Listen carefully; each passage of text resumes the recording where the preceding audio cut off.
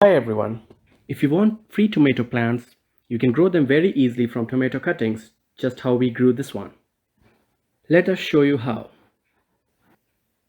The indeterminate tomatoes always grow these side shoots, and you can use these side shoots to make new plants. Choose a variety with smaller sized tomatoes, such as Roma or Cherry, to take this trim, because if you will plant a tomato now in July, the smaller varieties will give you decent harvest in fall as compared to bigger varieties. All you want to do is to trim these and cut off the lower leaves from these side shoots. Now you want to put this cutting in a glass of tap water and let it sit in it for a few days. We noticed roots started to show up within 5 to 6 days. We let the cuttings sit in water for a couple more days to get good root growth.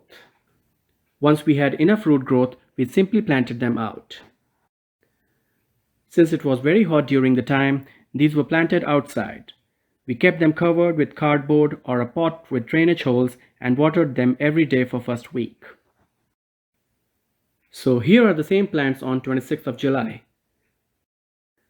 We can tell that they have survived the hot weather and soon will start growing big. These plants will provide us tomato harvest in fall. That is all we have for this video. See you all in our next video.